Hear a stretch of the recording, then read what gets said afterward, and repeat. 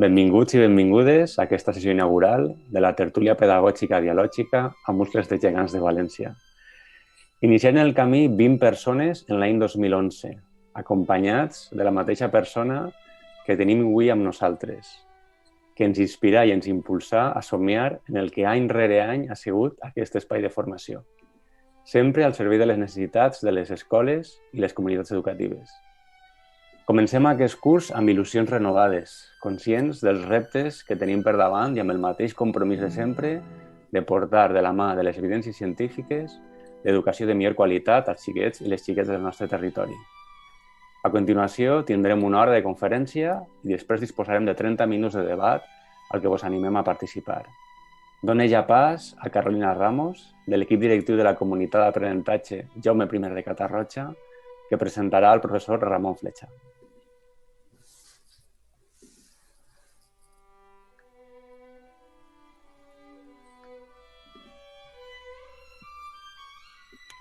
Bon dia a tots i a totes.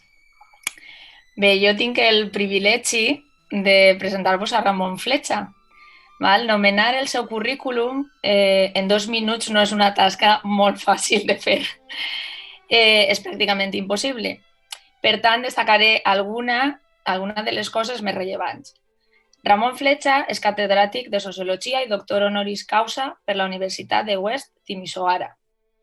Les seues aportacions han contribuït a diferents àmbits de la sociologia, dedicant-se a concretar teories i pràctiques que superen les desigualtats. Ha participat com a expert en diferents projectes d'investigació de la Comissió Europea, entre els que es destaquen Workalow, Included i Impact. Actualment treballa com a investigador principal en el projecte All Interact, finançat per la Unió Europea i que pretén transformar, ampliant i diversificant la participació ciutadana en la ciència. Ha publicat 13 llibres científics i desenes d'articles en revistes indexades de diferents disciplines científiques. La seva obra ha estat traduïda a 12 idiomes. A 1991 va fundar CREA, Community of Research on Excellence for All, en la Universitat de Barcelona. Ramon Fletxa és conegut per ser el creador del projecte Comunitats d'Aprenentatge, desenvolupar les tertúlies literàries dialògiques i dur a terme la metodologia comunicativa de recerca.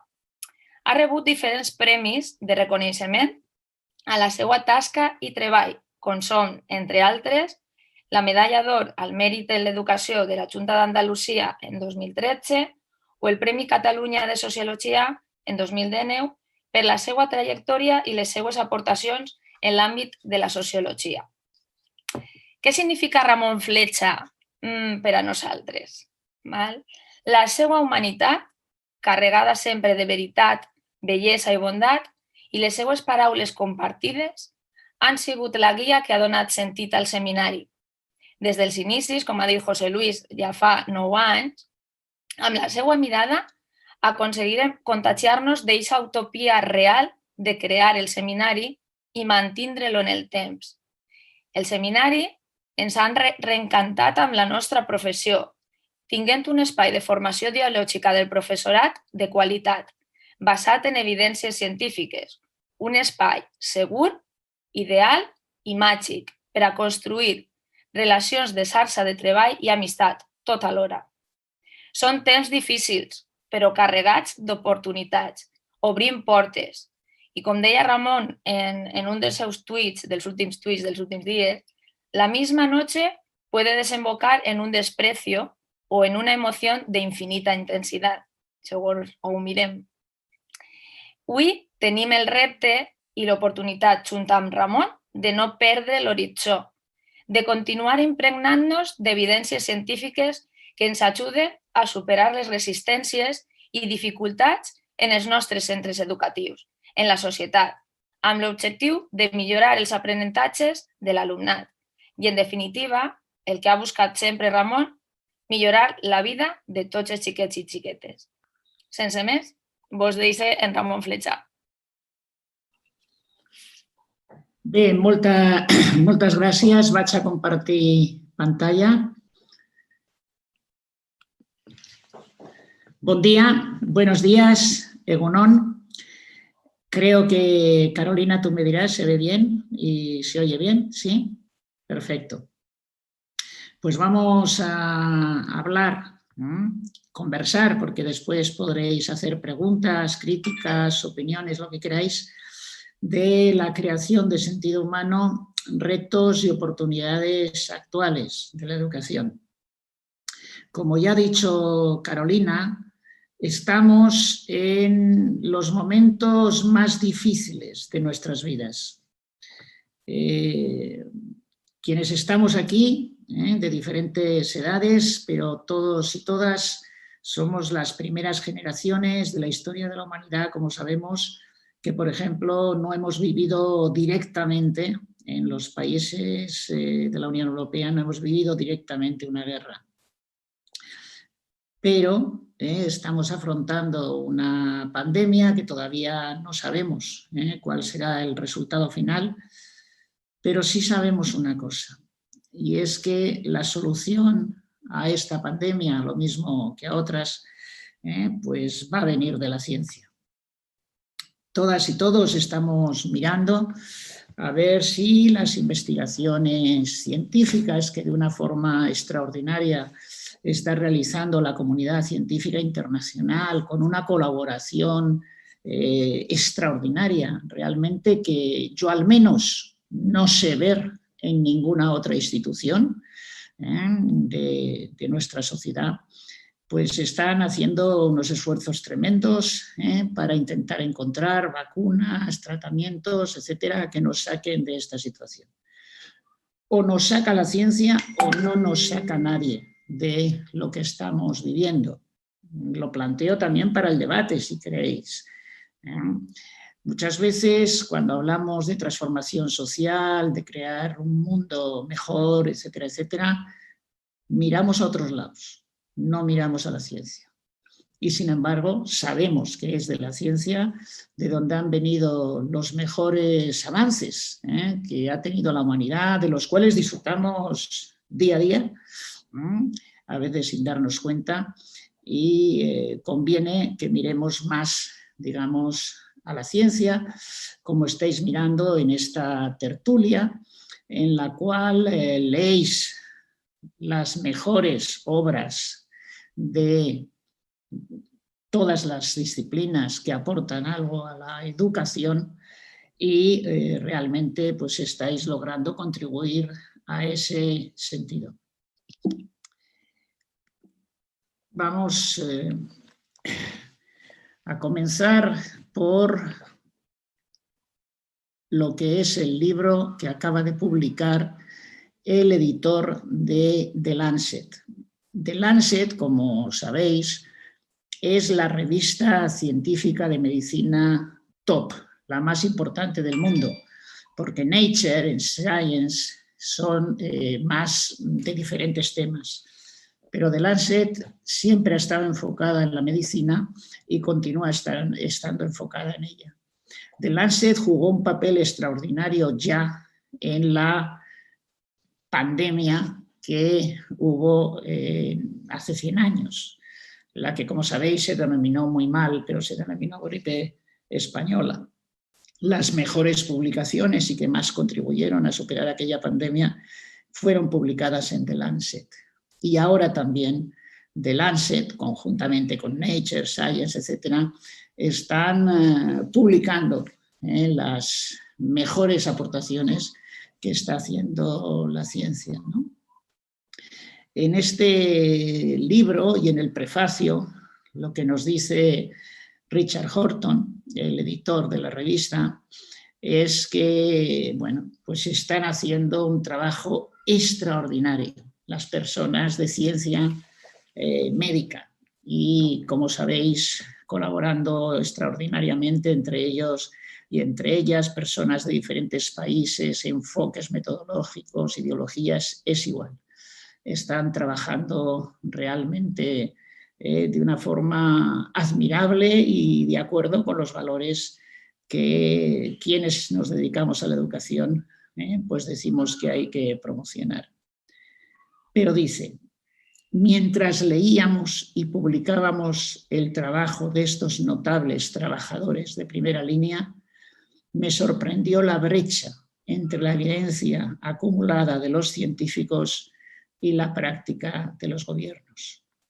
Estamos en los momentos más difíciles de nuestras vidas, no solo por el virus, sino también porque las diferentes actuaciones que se están llevando desde los gobiernos, como luego señalaré también citando a Richard Horton, por ejemplo, occidentales, que no priorizan el aplicar políticas de acuerdo con las evidencias científicas, sino que priorizan otras dinámicas de las que de momento no voy a hablar, aunque si en el debate salen hablaré, pero que no buscan ni la salud de la ciudadanía, ni realmente salir de la mejor forma posible en salud, en economía, de esta situación.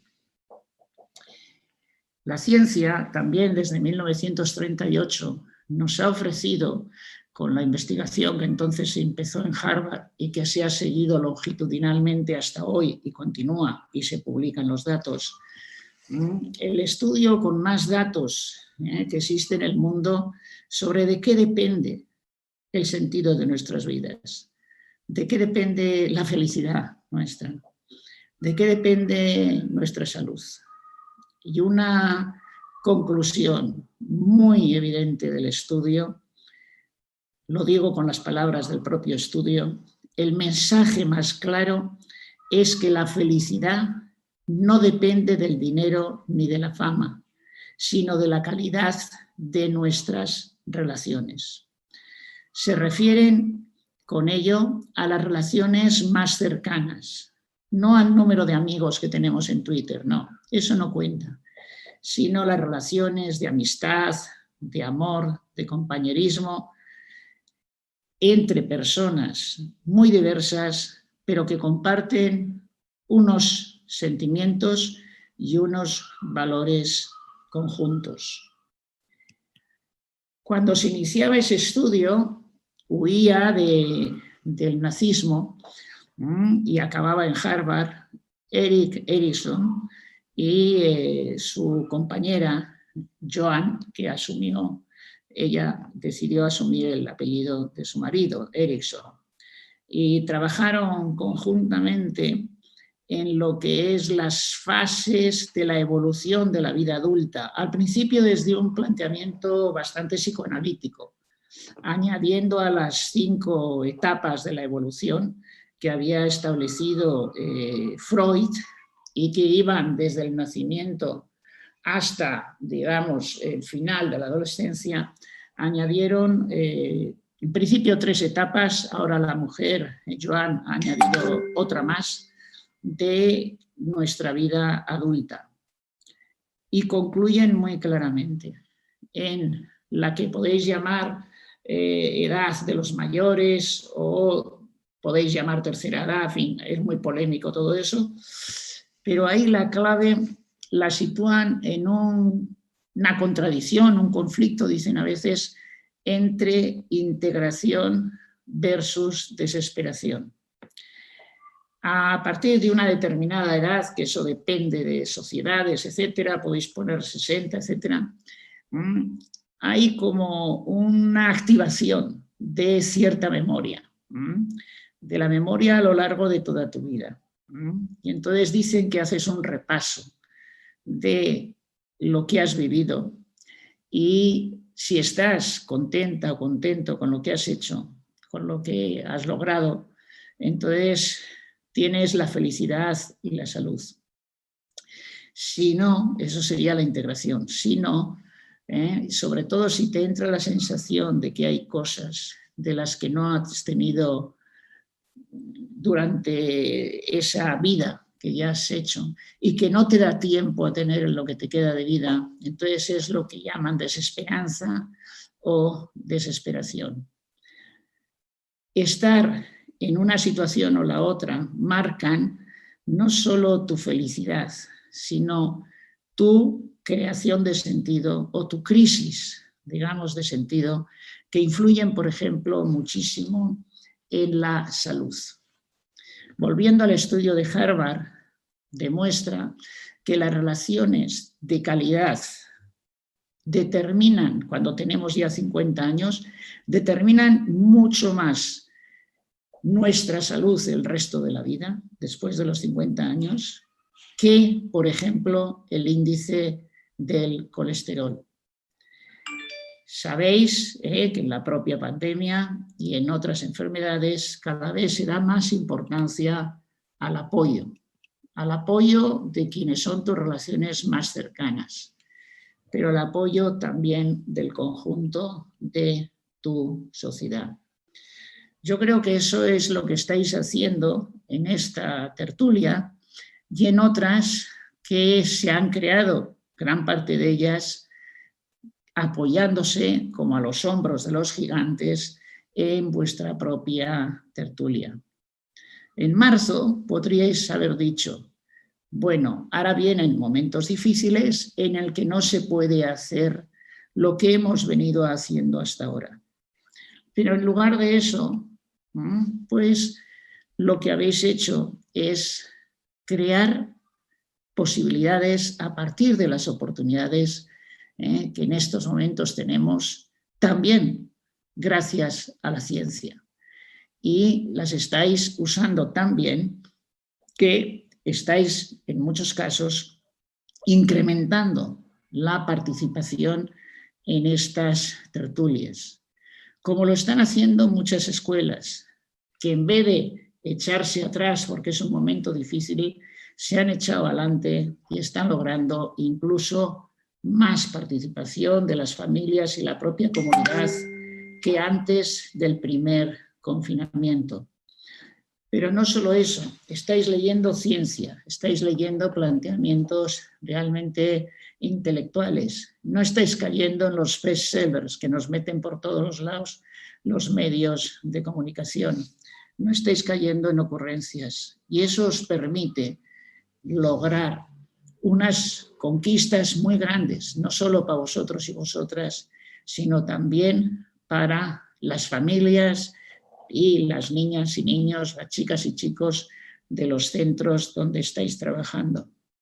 Y además acaba de salir, creo que ayer o anteayer, este artículo científico en una revista JCR de Q2, de muy alto nivel, un artículo en el que varias de vuestras escuelas, entre otras la de Carolina, pues lo que habéis creado con las tertulias literarias dialógicas durante los tiempos de confinamiento se ha convertido con la publicación de este artículo en un ejemplo también de éxito para que a hombros de vosotros y vosotras, de los y las gigantes, realmente puedan hacer prácticas similares en todas las partes del mundo, porque esa es otra ventaja de las publicaciones científicas, que llegan a todas partes del mundo. Lo que se publica en los periódicos que más se leen, por ejemplo en España, no pasa a nuestras fronteras. Este artículo científico sí que pasa a nuestras fronteras y llega a todas las partes del mundo. Hay gente que prefiere publicar en alguno de los periódicos más conocidos en España, cuando en realidad es mucho más importante, llega a mucha más gente y además logra muchas mayores y más profundas transformaciones la publicación científica. Precisamente también ayer en el mismo grupo de revistas científicas Frontiers que habéis hecho esa publicación con la creación social que estáis haciendo en vuestras escuelas, se publicaba un artículo que, de confirmarse lo que dice, será una revolución en la superación de la actual pandemia.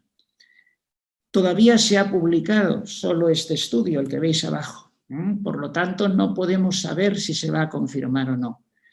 Pero plantea que con vacunas que se han utilizado desde hace mucho tiempo, como la de la tosferina, se puede neutralizar el COVID-19. Eso podría explicar por qué los niños y niñas se están contagiando menos, también se están contagiando, y por qué desarrollan poco la enfermedad, pero además podría aplicarse al conjunto de la población. ¿Cómo funciona la comunidad científica y por qué tiene tanta creación de sentido?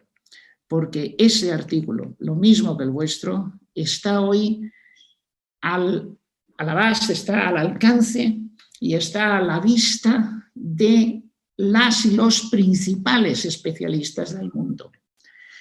Y este artículo, ese de la vacuna de la tosferina, o el vuestro, lo están analizando muchísima gente.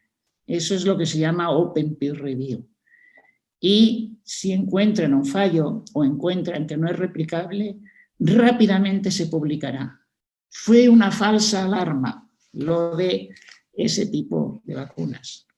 Desgraciadamente, los enemigos, enemigas de la ciencia, intentarán destruir el sentido que nos da a los seres humanos, diciendo, ¿veis? Dijeron que era A y ahora dicen que no es A. La ciencia también dice mentiras. Falso. La ciencia lo que hace es hacer estudios, han hecho ese estudio, les ha funcionado con esa población y lo ofrecen en abierto a la humanidad para que se encuentre si es verdadero o si no es así. Por lo tanto, si dentro de poco, un mes, 2 meses, vemos que salen otras publicaciones científicas que refutan esta, no es porque se haya engañado, como ocurre en otros ámbitos y en otras instituciones, sino es porque forma parte de un proceso de búsqueda de la verdad en la que muchos de los caminos que se intentan al final no son los que finalmente se demuestran como los que logran el objetivo perseguido. Las transformaciones sociales hoy llegan mucho más de la ciencia que de ninguna otra instancia. Las personas de la tertulia de Valencia y de otras tertulias que os habéis conectado aquí, habéis logrado una transformación mundial y a lo mejor no os dais cuenta.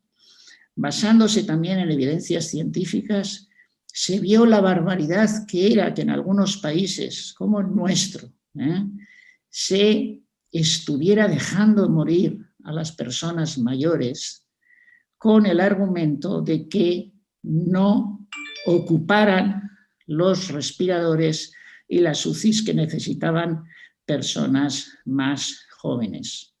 Vosotras y vosotros hicisteis una campaña que fue la primera que se hizo a nivel mundial en Change.org, pidiendo que se prohibiera el edismo o edadismo, la discriminación edista o edadista a la hora de la utilización de los servicios de salud.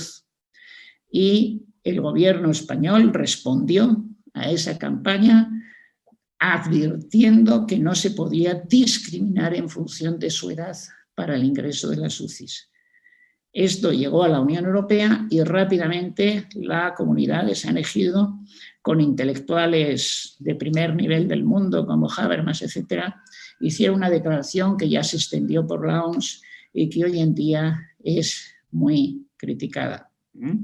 Criticado, no la declaración, criticada esa medida. Es terrible lo que está ocurriendo y en este artículo de Sustainability, personas que participan también en tertulias que han publicado, uno de los testimonios empieza diciendo que le preguntaron a la familia de un ingresado, creo recordar que de 72 años, le preguntaban para ver si le atendían o no, decían, ¿lleva una vida productiva? Como si no llevar, o lo que ellos consideran o ellas consideran una vida productiva, diera derecho a dejarte morir.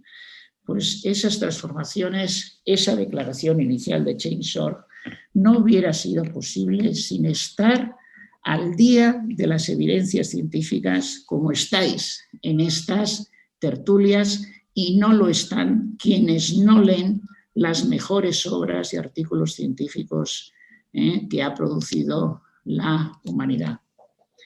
Pero eso que sale en el estudio de Harvard, que plantean Erickson, etc., esa idea de que las relaciones más cercanas, compartiendo unos sentimientos y unos valores, son las que crean sentido, las que mejoran la salud, las que mejoran la felicidad, es algo que no es nuevo en la humanidad, sino que la misma creación del ser humano, el mismo sentido de lo que es ser humano, ya empezó con ese compartir lo que es más importante en nuestras vidas. Todo el mundo conocemos, hayamos leído, ¿no?, El origen de las especies, todo el mundo sabemos que hubo una evolución de los animales, digamos, en los seres humanos, en las personas. Y tenemos diferentes aportaciones desde diferentes ciencias para ver cuál fue el elemento clave de esa evolución.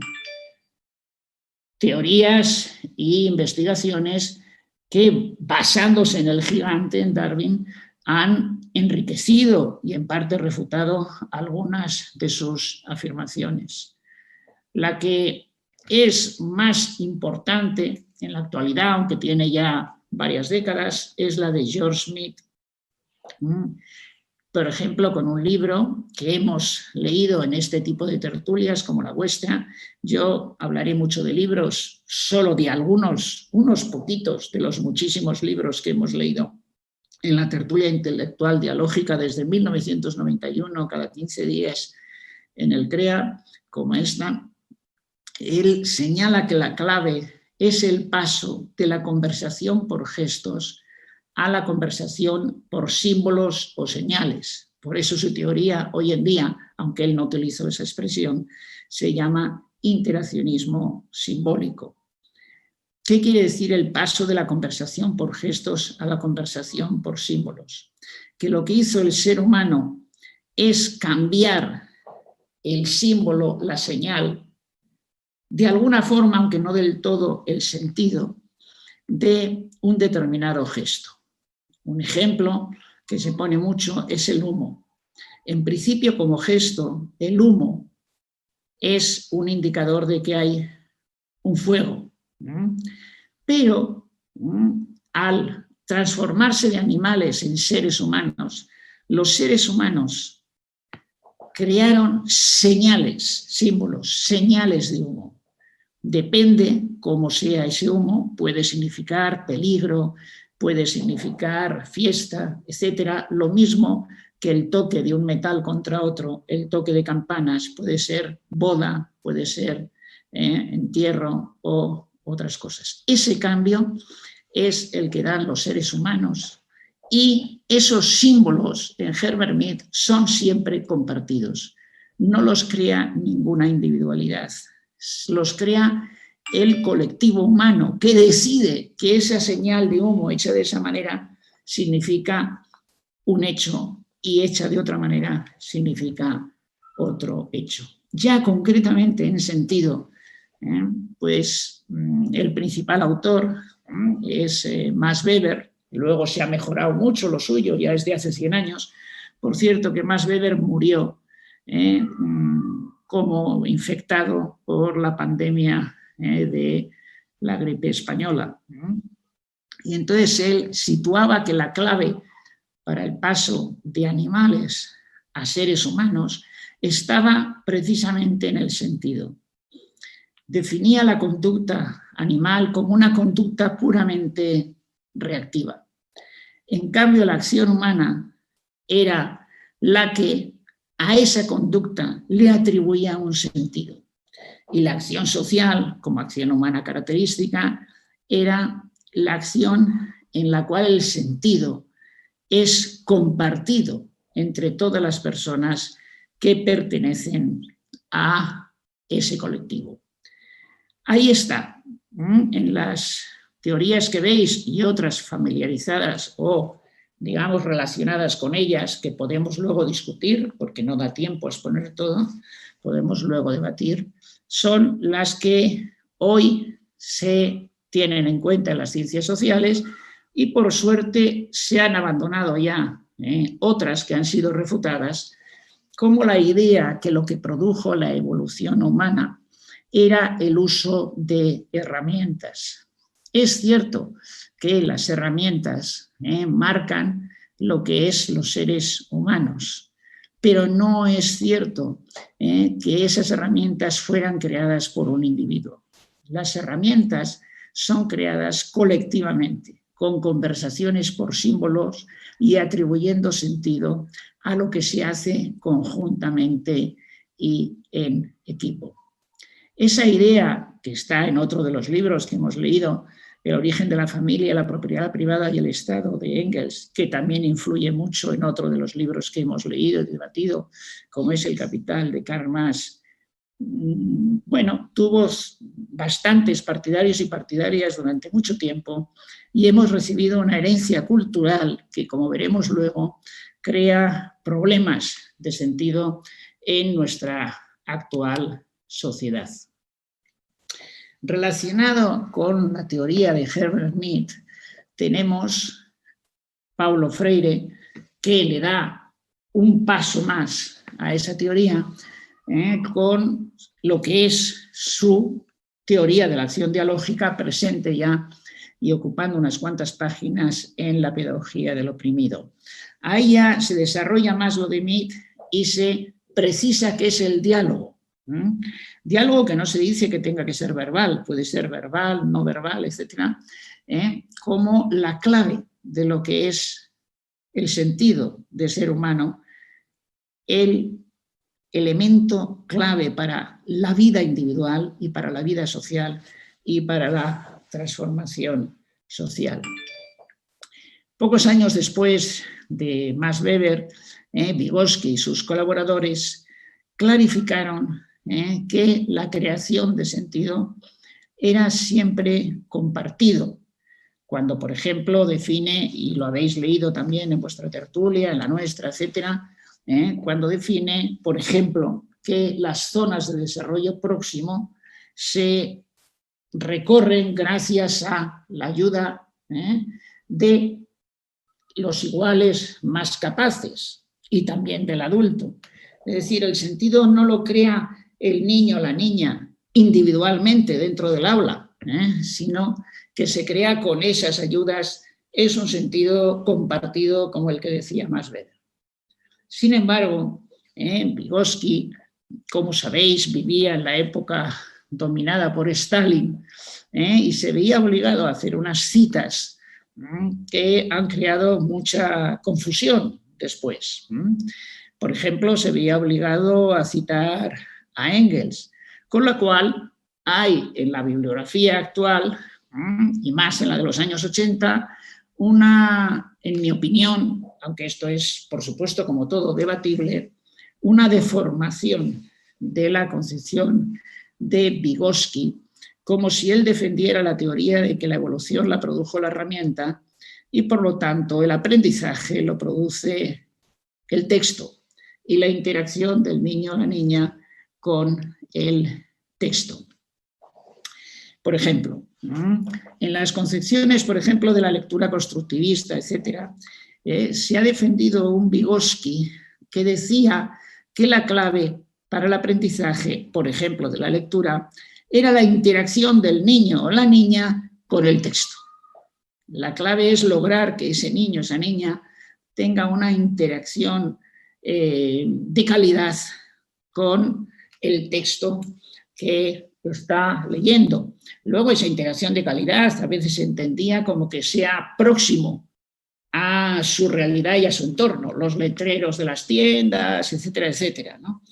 Todo eso es una deformación de la teoría de Vygotsky, aunque sí que tiene algunos visos de realidad en las citas que, por ejemplo, Vygotsky y sus compañeros y compañeras se veían en la obligación de hacer en un momento de una dictadura muy dura como era, digamos, la de Stalin.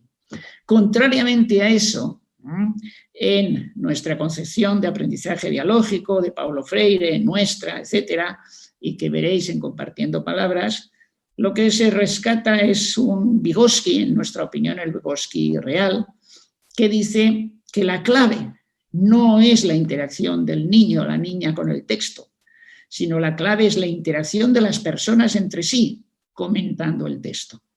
Yo creo que en vuestra tertulia, en mi opinión, ya lo diréis después, se ve claro que la clave es la interacción entre vosotras y vosotros. Por supuesto, leyendo y comentando libros de la mayor calidad que hay en el mundo.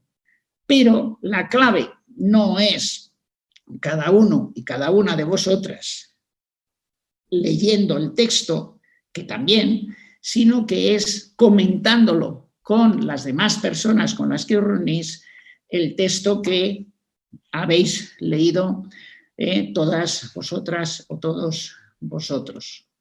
Claro, ahí hay un poco de confusión, porque, claro, yo digo, no, pero es que yo cuando estoy leyendo el texto, estoy yo con el libro.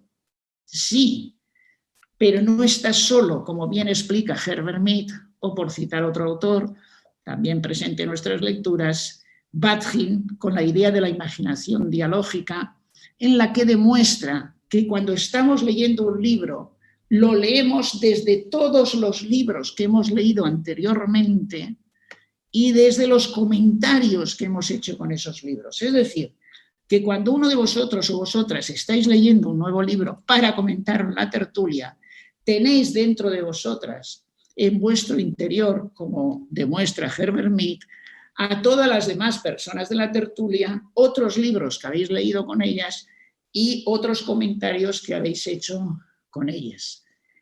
Y tener en cuenta eso es lo que ha logrado James Joyce en Ulises, la mejor novela considerada a nivel mundial del siglo XX, porque lo que hace es que esos diálogos internos de los que nos habla Batkin y que podemos entender con Herbert Mead, es lo que vierte en los capítulos de esa novela.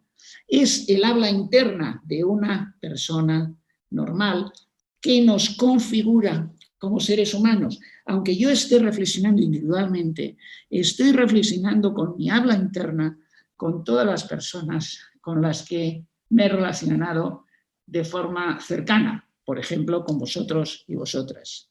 Y ya finalmente, por citar la neurociencia, la gran Biblia de la neurociencia, que también hemos leído en nuestra tertulia, coordinada entre otros por Kandel, el crack de la neurociencia, deja muy claro que incluso nuestra biología, nuestro cerebro, nuestros genes incluso, están siendo modificados constantemente por cualquier acción social que realizamos.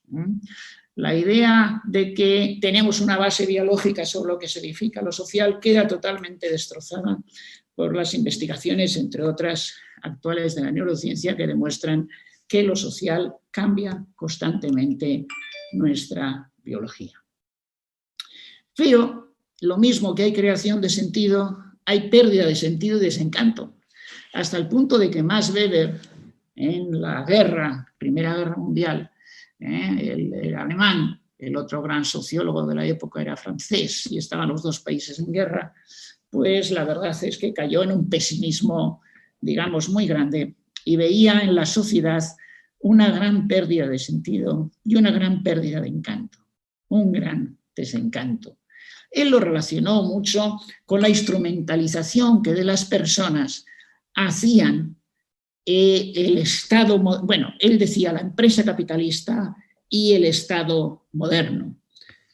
Cómo la democracia se había creado para elegir unas personas que representaran nuestros intereses y una vez arriba se preocupaban de sus propios intereses y no de los nuestros. O cómo las empresas se habían creado para desarrollar la economía para nosotros y nosotras y una vez creadas lo que hacían es utilizarnos como instrumento para sus propios beneficios. En ese sentido, pues él veía pesimistamente que el mundo se estaba burocratizando con la imposición de una racionalidad que nos convertía en instrumentos a las personas, con esa idea de herramienta en la evolución que os he dicho antes. Las propias personas pasaban a ser un instrumento o una herramienta de los fines de unos determinados individuos. También define la pérdida de sentido como una contradicción entre lo normativamente válido y lo empíricamente dado. O, y esta es la principal definición que hizo, como la ruptura de la unidad entre verdad, bondad y belleza. Lo que pasa es que este punto ya lo he desarrollado en otras conferencias y hoy no lo abordo. La pérdida de sentido hoy, con todo lo que luego se ha desarrollado, no desde una visión pesimista como la de Max Weber o como la Escuela de Frankfurt, sino una visión ya más optimista como la de Paulo Freire, la de Habermas o la nuestra propia, etc. La pérdida de sentido se entiende como el uso instrumental de unas personas por otras, que entre otras características tiene la de la inconsecuencia entre lo que se dice y lo que se hace. Siempre que hay inconsecuencia entre lo que se dice y lo que se hace, es que hay un uso instrumental de las otras personas a las que se engaña para tener y realizar tus propios intereses individuales. Por lo tanto, resumiendo todas las teorías de la pérdida y creación de sentido de las que hoy disponemos, lo que tenemos que fijarnos más es que el uso instrumental de otras personas crea pérdida de sentido en sus diferentes componentes. Y en cambio, no el uso instrumental, sino el compartir con las otras personas sentimientos, valores, etcétera, crea sentido. Y crear sentido es crear felicidad, es crear esperanza de vida, es crear salud, es crear transformación social. Una pérdida de sentido que no solo no se opone a la ciencia, sino que no puede existir sin la ciencia. Sin la ciencia, como sin otras cosas, desde luego, no hay hoy en día creación de sentido.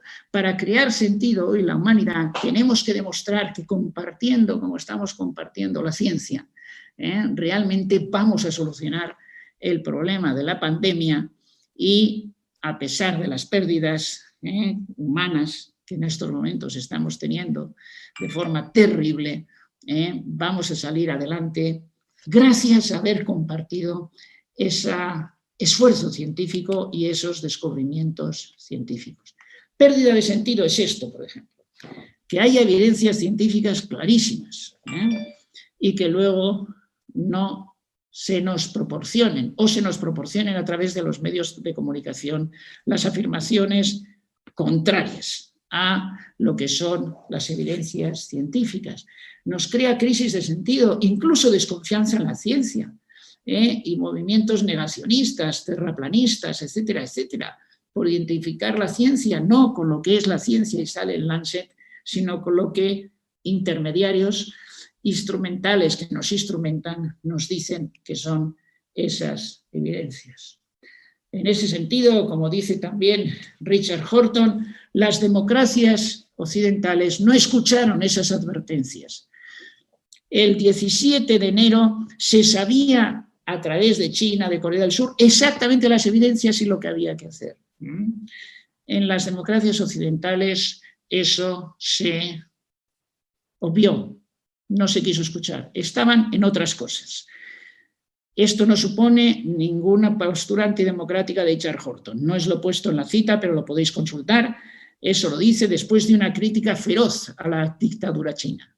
Pero dice que no podemos atacar a China por su comportamiento respecto del COVID-19. Sabéis que descubrieron rápido el genoma completo del COVID-19 y lo ofrecieron gratuitamente y en abierto a todo el mundo, y gracias a eso se están logrando las investigaciones y los avances que se están logrando. Dijo, los científicos y médicos de China actuaron de manera decisiva y responsable para proteger la salud del pueblo chino en el contexto histórico suyo. Advirtieron a su gobierno advirtió a la OMS y la OMS advirtió al mundo. pero las democracias occidentales no escucharon esas advertencias.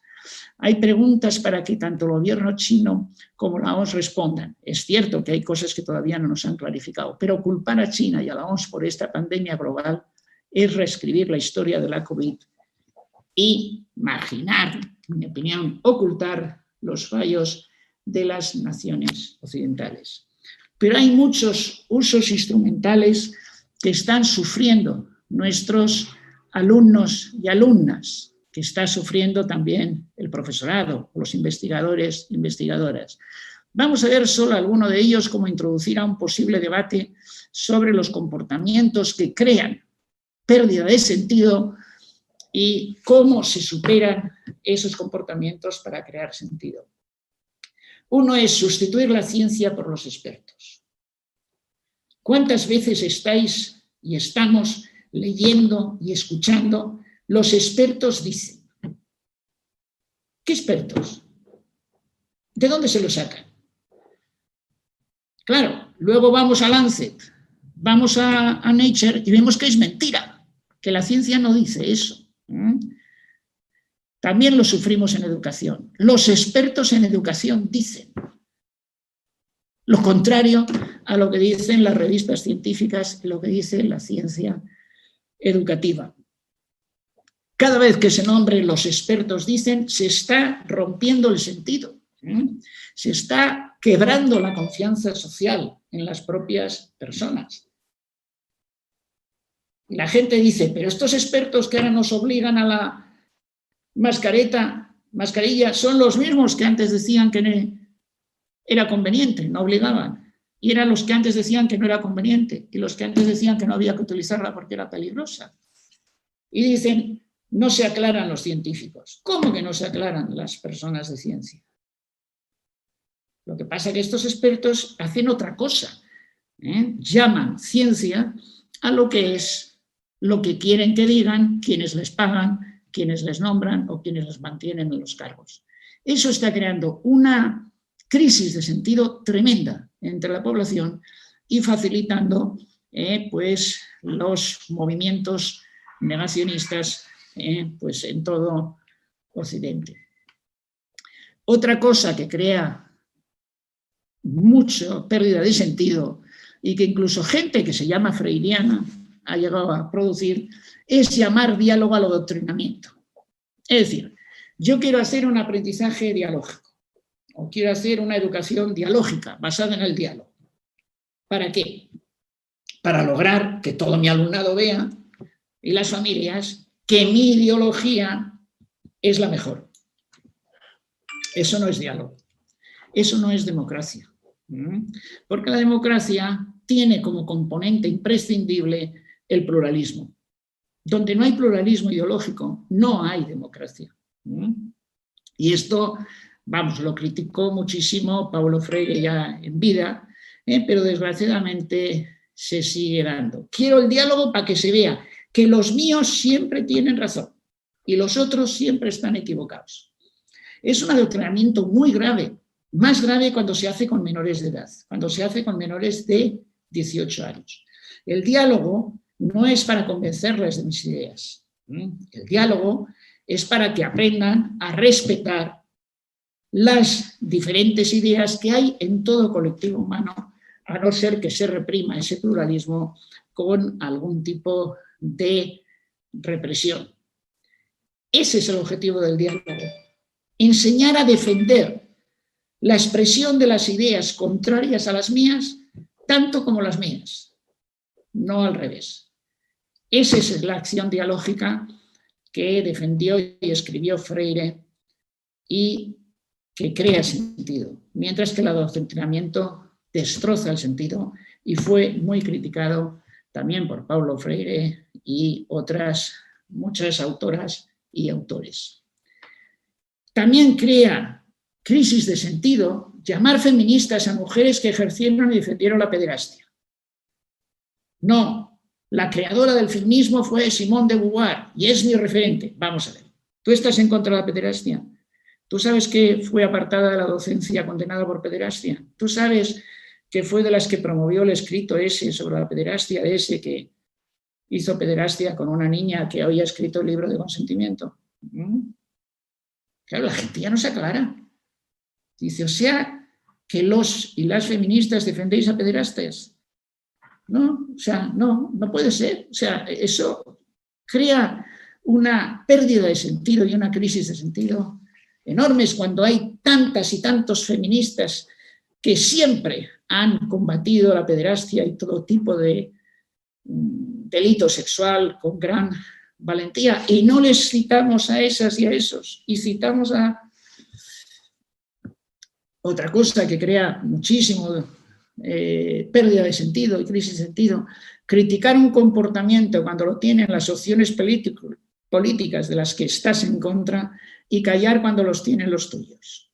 Hace corrupción alguien de una opción contraria a la tuya y se te llena la boca, o el Twitter. Hace lo mismo uno de opción política con lo que tú estés de acuerdo y callas. O lo mismo, hace un acoso sexual a alguien de una opción política contraria, por todos lados. Lo hace alguien de los tuyos, a callar. Pues eso, no nos extrañemos luego que nuestros alumnos y alumnas anden perdidos y perdidas y acaben, pues yo qué sé, digamos, muy desorientados y desorientadas y con mucha crisis de sentido también, si no tenemos una coherencia entre lo que decimos y lo que hacemos, ¿no?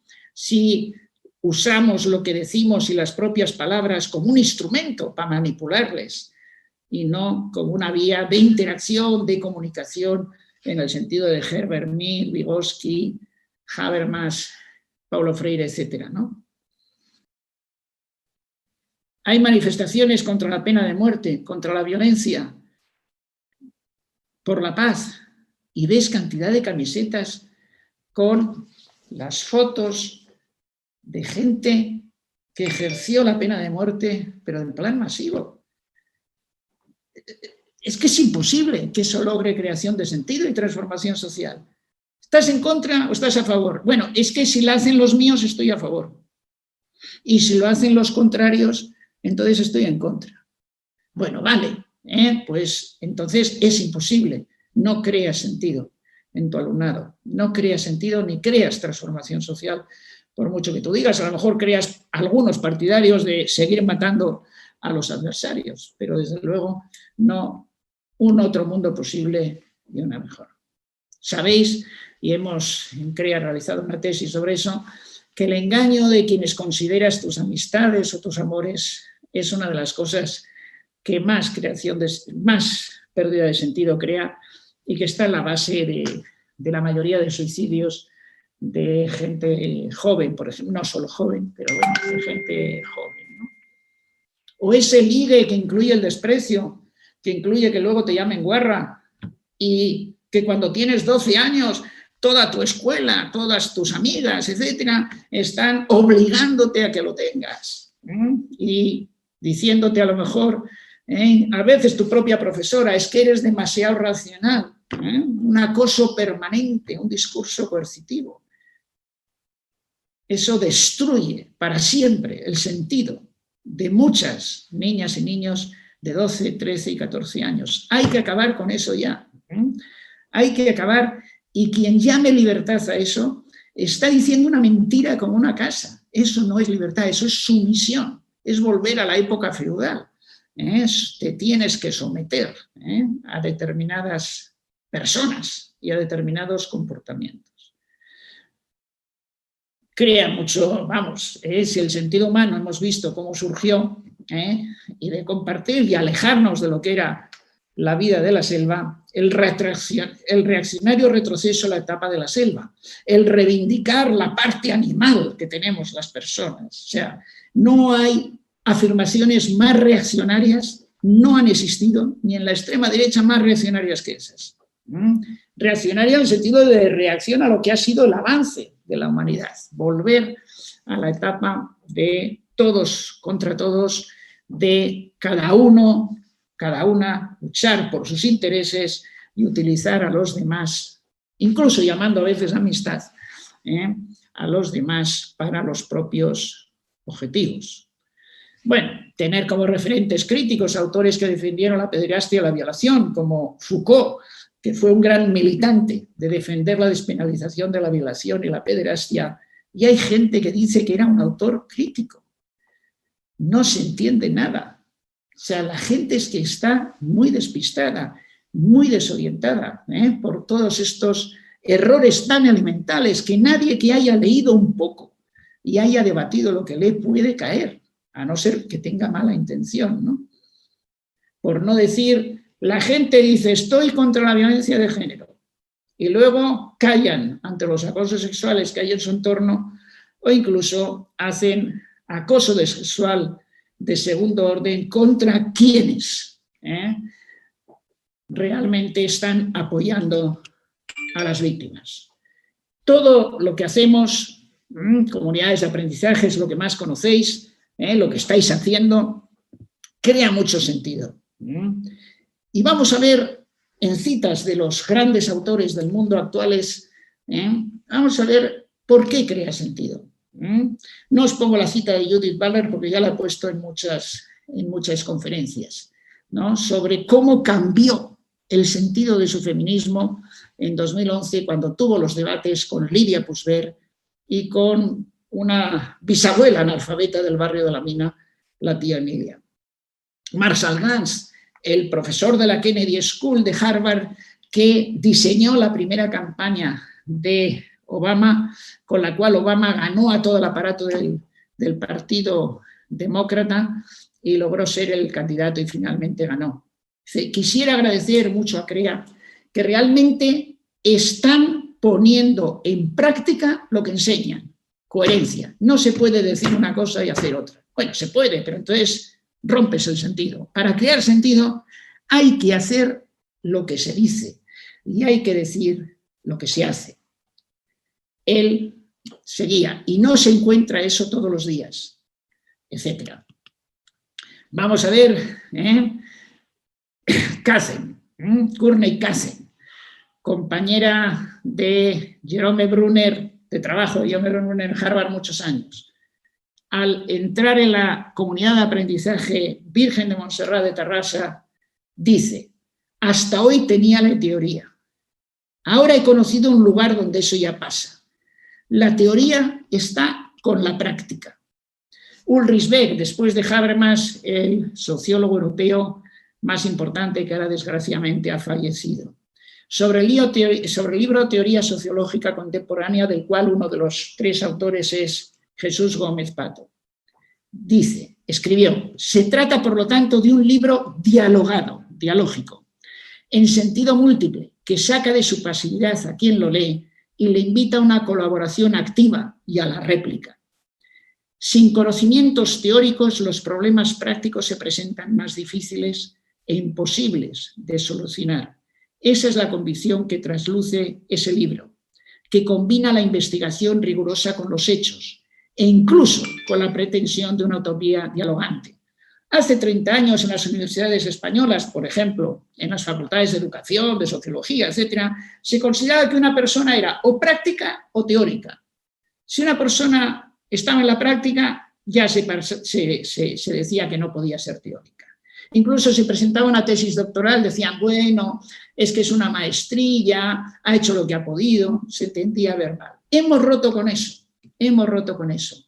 Y hemos demostrado que la gente que estáis más en la práctica, transformando más en la práctica, es la gente que tenéis más nivel teórico también, como es el caso de la tertulia que hoy estamos haciendo la inauguración del nuevo periodo. Pero esa pretensión amplia se presenta en el libro uniendo la teoría con la crítica y el estudio empírico con la praxis. Y aquí viene la clave de la creación de sentido y de encanto, de una forma tan encantadora que contagia a las lectoras y los lectores atrapándoles en su encanto. Lo mismo Michael Appel, cuando dijo, ¿puede la educación transformar la sociedad?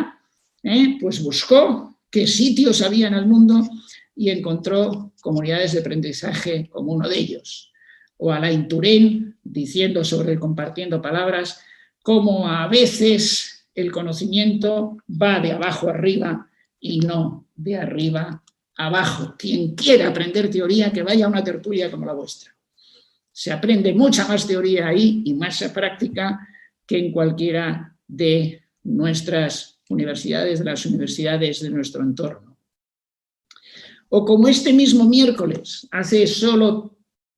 todavía no hace ni 3 días, ni 72 horas, Neil Mercer, el principal psicólogo europeo de la educación, el que ya tuvisteis en la Valencia y visteis su humanidad, precisamente porque tiene un nivel científico muy alto, no es como estos expertos que no tienen ni nivel científico ni nada y solo buscan dinero, con mucha menos financiación de la que cualquier experto español exige, la lección que nos dio cuando estuvo en Valencia.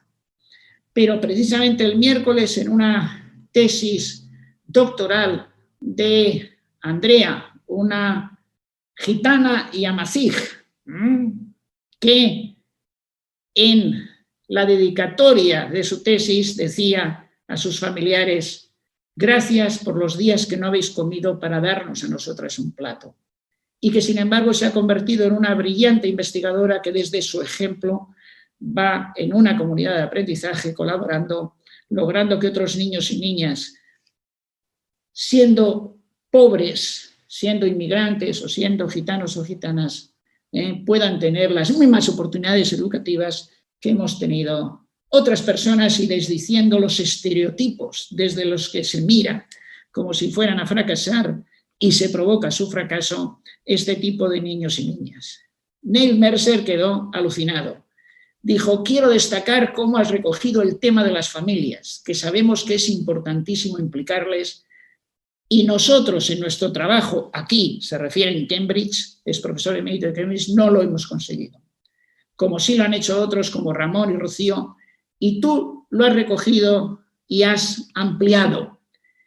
Y terminó la exposición de su tesis transformándonos todo, con ese encanto y con ese sentido, transformándonos las personas de su entorno al presentárnoslas allí, y transformándonos incluso los edificios de Bilbao que hemos conocido de pequeños y pequeñas, como el Mercado de la Ribera, que ya nunca volverá a ser lo mismo, porque en los edificios son importantes las artes plásticas, los decorados, etcétera, pero también son, como mínimo, igual de importantes las creaciones humanas, las creaciones sociales, de las vivencias que tenemos allí y de los relatos que se nos hacen sobre esas vivencias. Hemos tenido la suerte de detectar que Andrea se había apuntado a también esta sesión y le hemos pedido que las últimas palabras de esta conferencia ya no serán mías, sino que será ella leyéndonos la dedicatoria de su tesis.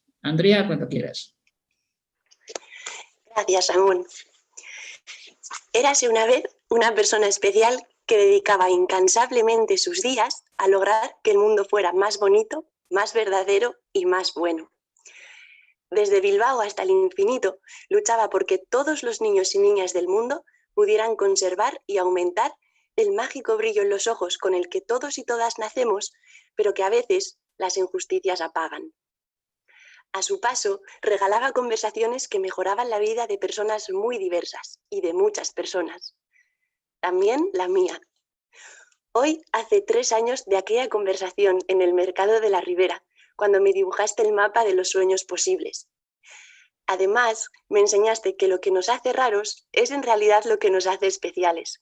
Y de pronto, mis miedos por apellidarme Jalfaui o por tener una mona gitana se convirtieron en esperanza, en alegría y en magia. Gracias a esta magia puedo sentir de cerca, muy de cerca, a mi mona gitana Camino, con quien en sueños me encuentro y admiro todos los detalles de su sonrisa, que me iluminan en cada paso que doy. También la magia de mis princesas, Aya y Hanan, la luz de mis ojos, con quienes volar es lo natural. La magia de encontraros juntos en mi memoria, Amaya y Ta. Gracias por enseñarme a esforzarme, a perseverar y a disfrutarlo todo. Gracias por todos los días que no habéis comido por darnos a nosotras un plato. También he sentido la magia de la mano de Alex, quien me ha apoyado en los días más soleados y en las noches más oscuras. Todo el equipo de la comunidad de aprendizaje en la que se centra esta tesis también se parece a un cuento de hadas, porque luchan incansablemente para ofrecer a todos los niños y niñas lo mejor, sin importar de dónde vengan o a dónde vayan. De su mano he aprendido que de pronto la magia entra en nuestras vidas y convierte lo bueno en mejor, lo bonito en precioso y lo auténtico en único. 100 vidas se me quedarían cortas para agradeceros, Lourdes y Rocío, mis directoras, por todo, por la confianza, la ayuda y el apoyo incansable, por enseñarme que es posible tocar el sol con las manos mientras tenemos los pies en la tierra, por cada tutoría, encuentro, reunión, seminario y saludo en las que os recuerdo juntas bajo el título ideal Juntas somos maravillosas. Con todos vosotros cada día siento que vivo un sueño. Esta tesis es un sueño hecho realidad, construido a partir de utopías y ciencia. Que esta contribución avance hacia el horizonte de que todos los niños y niñas del mundo disfruten de las mejores condiciones de aprendizaje desde los primeros años de vida. Gracias.